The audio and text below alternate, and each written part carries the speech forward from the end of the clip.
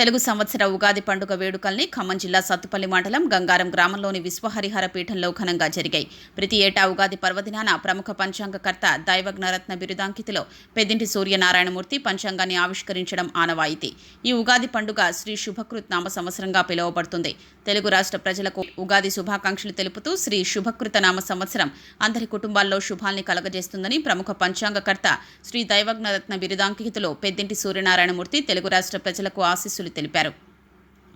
విశ్వహరిహర పీఠంలోని మరకతలింగేశ్వర స్వామి వారి సన్నిధిలో 2022-23 సంవత్సరానికి గాను నూతన పంచాంగాన్ని పెద్దింటి అయ్యగారు ఆవిష్కరణ చేశారు. ఈ సందర్భంగా పంచాంగకర్త పెద్దింటి సూర్యనారాయణమూర్తి BV9 న్యూస్తో మాట్లాడుతూ శ్రీ శుభకృత్ నామ సంవత్సర పంచాంగం విశేషాల్ని రాశిఫలాల్ని వెల్లడించారు. రాబోయే 3 నెలల కాలంలోపు కొత్త వైరస్ వచ్చే ప్రమాదాలు ఉన్నట్లు తెలిపారు. ఈ శుభకృత నామ సంవత్సరంలో ఎక్కువగా అగ్ని ప్రమాదాలు వాటిల్లే అవకాశం ఉన్నట్లు సూచించారు. అయితే ప్రజలు భయాందోళనకు గురి కావాల్సిన అవసరం లేదని, కొంత అప్రమత్తతగా ఉంటే మంచిదని అన్నారు.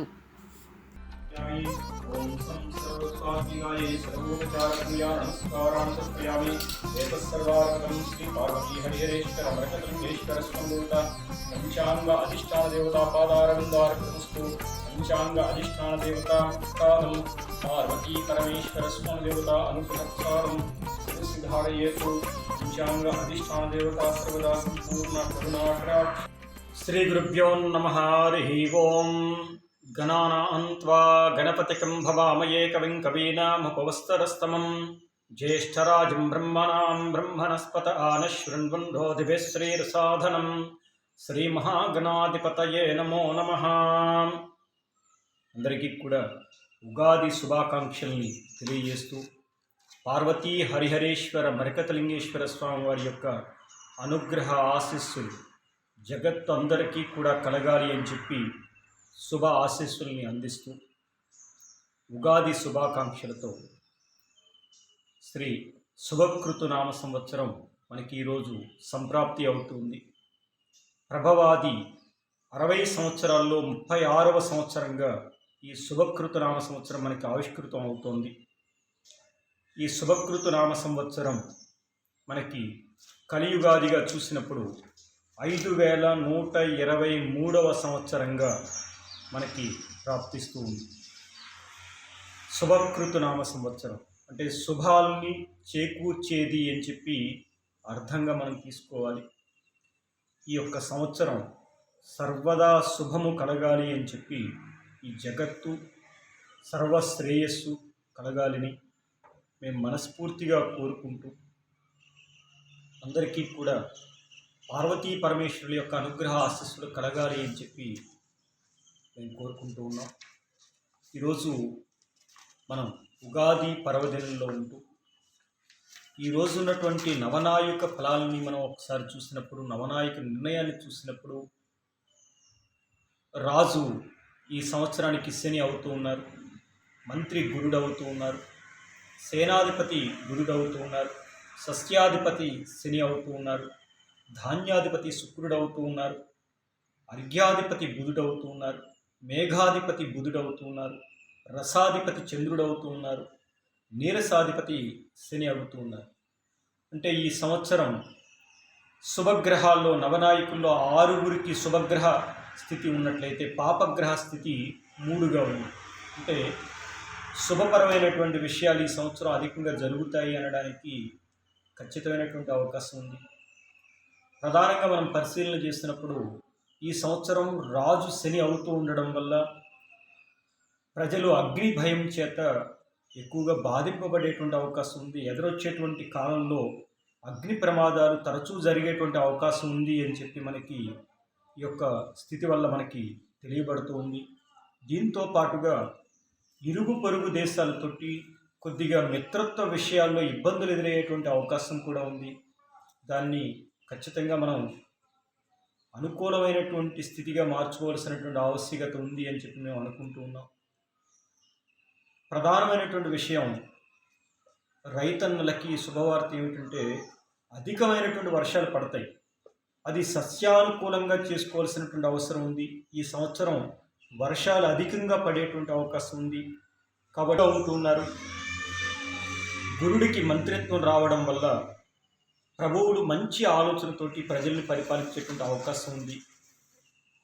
ప్రజలకి మంత్రులకి అంటే ప్రభుత్వానికి ప్రజలకి మధ్య కొంత వైషమ్యాలు వచ్చినప్పటికీ కూడా మంత్రివర్గంలో మార్పులు జరిగి అనుకూలమైనటువంటి నిర్ణయాలు ప్రభుత్వం నుంచి వస్తాయి అని చెప్పి ఖచ్చితంగా చెప్పచ్చు. అంటే ఈ సంవత్సరం కొద్దిగా ఎక్కువ శాతం ప్రజల్లో భయాందోళన నెలకొనేటువంటి అవకాశం ఉంది. అది మతపరమైనటువంటి విషయాలు, ఆర్థికపరమైనటువంటి విషయాల్లో కొంత ఎక్కువ శాతం ఇబ్బందులు ప్రజలు ఎదుర్కొనేటువంటి అవకాశం కనబడుతుంది ఈ సంవత్సరం. ఈ సంవత్సరంలో పాడి పంటల యొక్క అభివృద్ధి బాగుంటుంది. నేను ఇంతకుముందు చెప్పాను, వర్షము సమృద్ధిగా పడుతుంది అని చెప్పి. అదేవిధంగా అధికమైనటువంటి వర్షం కింద కూడా మనకి కనిపించే అవకాశం ఉంది కొన్ని ప్రాంతాల్లో. కాబట్టి దానికి అనుకూలమైనటువంటి పంటల్ని రూపొందించుకోవాల్సినటువంటి అవసరం మనకి కనబడుతుంది. ఇక ఈ సంవత్సరంలో ప్రధానంగా మనం గమనించినప్పుడు 2 గ్రహణాలు ఏర్పడుతూ ఉన్నాయి. ఒకటి సూర్యగ్రహణం, ఒకటి చంద్రగ్రహణం. ఒకటి కార్తీక మాసం అంటే ఆశ్వీజ మాస బహుళ అమావాస్య, కార్తీక శుద్ధ పాడ్యమి. ఆ సందర్భంలో ఒక గ్రహణం ఏర్పడుతుంది. అది సూర్యగ్రహణం 25/10/2022 సంవత్సరంలో ఏర్పడుతోంది. తర్వాత చంద్రగ్రహణం 8/11/2022 ఏర్పడుతోంది కార్తీక పౌర్ణమి సందర్భంలో. అంటే కార్తీక మాస ప్రారంభంలోనూ కార్తీక మాస మధ్యలోనూ ఈ యొక్క గ్రహణాలు ఏర్పడుతూ ఉన్నాయి. దీంతో పాటుగా ఇక్కడ ప్రణీత నదికి పుష్కర కాలాన్ని గురు ప్రవేశం వల్ల నిర్ణయించడం జరుగుతుంది. అది ఏప్రిల్ నెల 13వ తేదీన గురుడు, దేవగురుడైనటువంటి బృహస్పతి మీనరాశి ప్రవేశం వల్ల ప్రణీతా నదికి పుష్కరాల్ని నిర్ణయించడం జరుగుతుంది. ఈ ప్రణీతా నది అంతర్వాహినిగా మనకి కాళేశ్వరం దగ్గర ఈ పుష్కర స్నాన ఫలితాలని శాస్త్రం నిర్ణయించింది. ఇక్కడ ఈ సంవత్సరం గురుమూఢమి అనేటువంటిది లేదు, శుక్రమూఢమి అనేటువంటిది ఉంది. అది సెప్టెంబర్ నెలలో ఏర్పడుతోంది, డిసెంబర్ 3వ తేదీ వరకు ఉంటుంది. అంటే కార్తీక మాసం, ఆశ్వీజ మాసం, కార్తీక మాసాలు, మార్గశిర మాసంలోనూ ముహూర్తాలు లేనటువంటి స్థితి కనబడుతోంది. కాబట్టి ముహూర్తాలు ఆ సందర్భంలో వివాహాది శుభకార్యాలు చేసుకుందాం అనుకున్నటువంటి వారు కొద్దిగా ముందుగా దాన్ని గమనించుకోవాల్సినటువంటి ఆవశ్యకత మనకి గోచరిస్తోంది. ఇక ఈ సంవత్సరం మనకి ఆదాయ వ్యయాలని, రాజపూజ్య అవమానాలని మనం పరిశీలించినట్లయితే 12 రాశుల వారికి, మేషరాశి వారికి ఆదాయం 14, వ్యయం 11, రాజ్యపూజ్యం 3, అవమానం 6గా ఉంటాయి. వృషభ రాశి వారికి ఆదాయం 8, వ్యయం 8, రాజ్యపూజ్యం 6, అవమానం 6గా ఉంటుంది. మిథున రాశి వారికి ఆదాయం 11, వ్యయం 5, రాజ్యపూజ్యం 2, అవమానం 2గా ఉంటాయి. కర్కాటక రాశి వారికి ఆదాయ వ్యయాలు సమానంగా 5/5గా నిర్ణయింపబడుతుంది. రాజ్యపూజ్యం 5, అవమానం 2గా ఉంటుంది. సింహరాశి వారికి ఆదాయం 8, వ్యయం 14, రాజ్యపూజ్యం 1, అవమానాలు 5గా ఉంటాయి.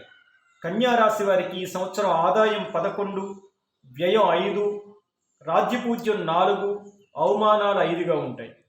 తులారాశి వారికి ఆదాయం 8, వ్యయం 8, రాజ్యపూజ్యం 7, అవమానం 1గా ఉంటుంది. వృశ్చిక రాశి వారికి ఆదాయ వ్యయాలు సమానంగా ఉంటాయి, 14గా, రాజ్యపూజ్యం 3, అవమానం 1గా ఉంటుంది. ధనుస్సు రాశి వారికి ఆదాయం 2, వ్యయం 8, రాజ్యపూజ్యం 6, అవమానం 1గా ఉంటాయి.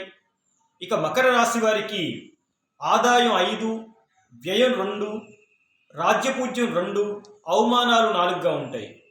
ఇక కుంభరాశి వారి యొక్క విషయాన్ని చూసినట్లయితే ఆదాయం 5, వ్యయం 2, రాజ్యపూజ్యం 5, అవమానాలు 4గా ఈ కుంభరాశి వారికి ఉండబోతోంది.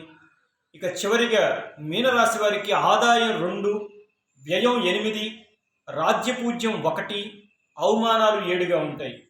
సకలాదాయం చూసినప్పుడు 93, సకల వ్యయము 93గా ఉంటుంది. అంటే ఈ సంవత్సరము ఎంత లాభము, ఆదాయం ఉంటాయో అంత ఖర్చు కూడా సరిపడా ఉంటుంది అని చెప్పి దీన్ని బట్టి మనం అర్థం చేసుకోవాల్సినటువంటి విషయం అవుతుంది. అంటే ఎంత సంపాదిస్తామో అంతా కూడా ఖర్చు కిందే కనబడుతుంది అని చెప్పి దీని యొక్క అర్థంగా మనం తీసుకోవాలి. ఇక ఈ సంవత్సరంలో ప్రధానంగా ప్రకృతి వైపరీత్యాల విషయంలో ప్రజలు జాగ్రత్తలు తీసుకోవాల్సిన అవసరం ఉంది. అది ప్రధానంగా అగ్ని సంబంధంగా, భూ సంబంధంగా వచ్చేటువంటి ప్రకృతి వైపరీత్యాలు, వర్షాల కారణంగా వచ్చేటువంటి ప్రకృతి వైపరీత్యాల విషయంలో ప్రజలు తగు శ్రద్ధను తీసుకోవాల్సినటువంటి ఆవశ్యకత ఉంది. ఒక ప్రధానమైనటువంటి ఒక ఫ్యాక్టరీలో అది అగ్నికి ఆహుతి అయ్యేటువంటి అవకాశం కనబడుతుంది ఎదురొచ్చేటువంటి ఒక 2 నెలల కాలంలో. కాబట్టి దాని విషయంలో కొద్ది జాగ్రత్తలు తీసుకోవాల్సినటువంటి అవసరం కనబడుతోంది. కార్మికులు సమ్మెకు దిగేటువంటి అవకాశాలు కూడా కనబడుతూ ఉన్నాయి.